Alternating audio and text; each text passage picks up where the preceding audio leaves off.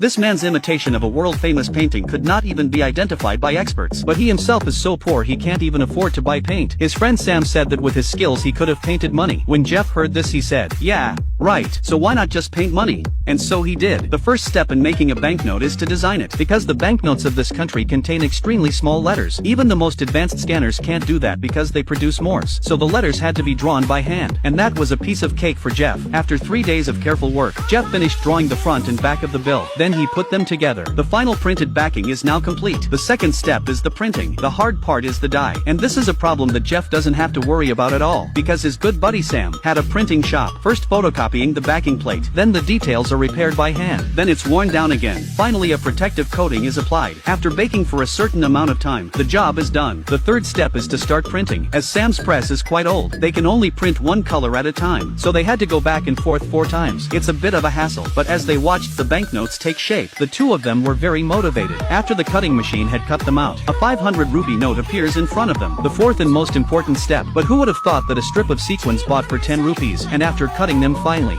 they could turn them into 500 rupee notes. And that's how their banknotes were finally created. But looking at such a beautiful note, Jeff suddenly frowned. He poured tea into his cup. Then he squeezed the note and threw it in. Yes, the only downside to their notes was that they were too new. So they soaked the notes in water in bulk, and then dried them out. The perfect banknotes were hung all over the wall.